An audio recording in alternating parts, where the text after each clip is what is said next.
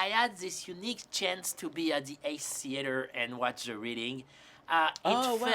It felt for us on the audience like a rare moment where we can see the birth or the rebirth of a film. How was it for you guys?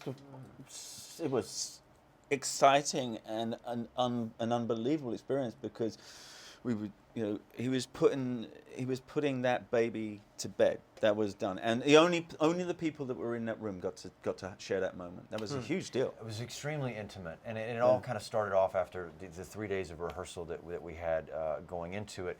That we got to the stage and at the Ace Theater, and we were having dinner on the second floor, and myself and another guy snuck out on this balcony, and we saw that the queue went around the block.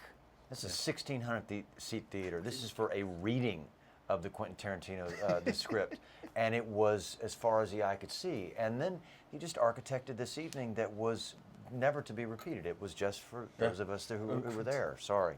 Yeah, sorry, man. Do you know who was there? And then the movie happened. You can only be this Did he tell you about it and how it was? And Yeah, it was really good. It was so much better. I'm sure it was great. Do you know who's in the audience? Jennifer Jason Leigh. Oh, really? She was in the audience as well. Yeah. She was, I'm going to go and get in. Yeah, no, man. She was there that day. Watching a Quentin Tarantino movie as an audience member, as a movie lover, is a unique experience. There's nothing like it. How is it for the actors?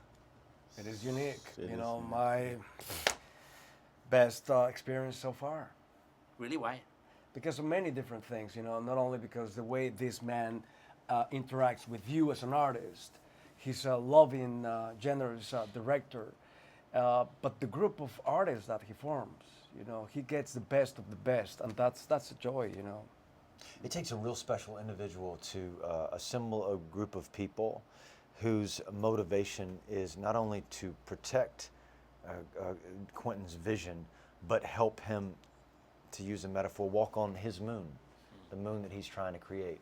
And it's not, the actors on a Quentin Tarantino set are not number one on the call sheet.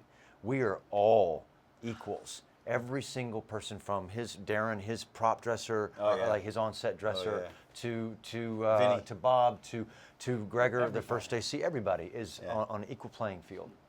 And you, Monsieur, you were here at the beginning. Yeah. Has it changed, or is it still It's the same? changed. It's changed well, first of all, I think that it wasn't the beginning. I think he'd been making films in his mind for a long time, but then he got to make one, and that one was astounding in itself. It was wonderful. We shot it in 5 weeks, and we, 25 very little years money, ago, and then so there's that. But there was the joy of the man was there at the beginning.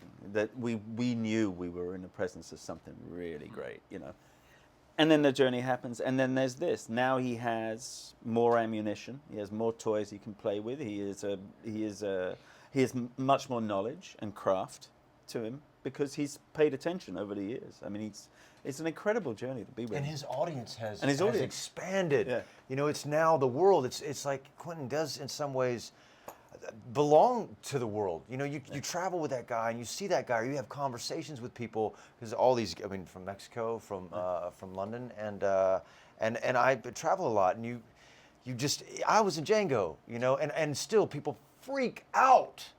Those conversations, the people freak out because of that experience. I can only imagine Tim's reaction, and man, after this, it's just, this is an Academy Award nominated actor right here, and he's just unbelievable. And now the conversations that you're going to have based on this experience are it's just richer and more colorful, having this feather in your cap. They are. Yeah. To each of you, how did he present the character? What did he say about your character and yours?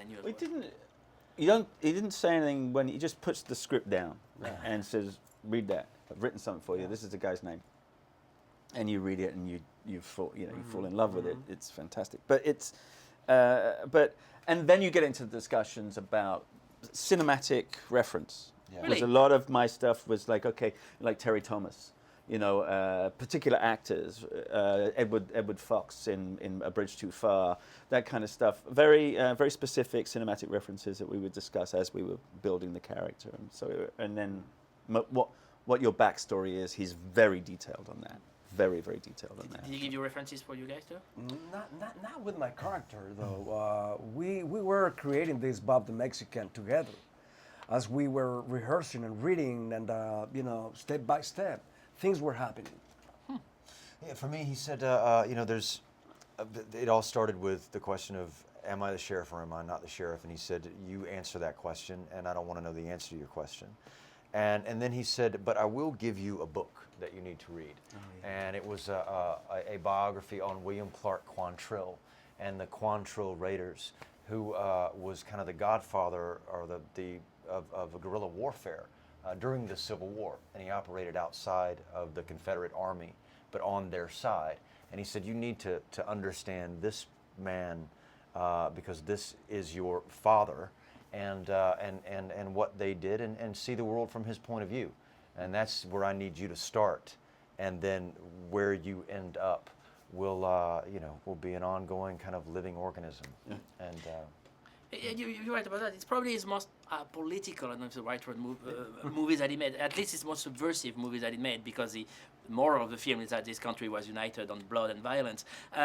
Did you realize that at the time you were doing the film? Did you talk about that? Yeah, a little bit.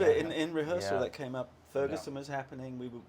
There was a constant sort of civil unrest in various areas, and the conversations we were having in the film, especially Walt and Sam, having in the film. That's an ongoing conversation this country is having with itself, right? It was always in the room. It was always in the room every single day. Yeah, yeah. And I agree with you. I think Django was extremely political. I mean, I think Inglourious had obviously its own political statement, but for me, this movie is you can't put it in this box. But where it winds up, it's very human. It is humanity tied to delivered in a comedic way, in a way that I don't know that his other movies have touched upon, and it really affected me as an artist. It really touched me deeply, and to go through this experience, I think for all of us with the Tarantino all-star here, but the all-star is Sam Jackson, the leading man, and to be there with him and to go on this journey with him in this film was it was very, very, very special for all of us.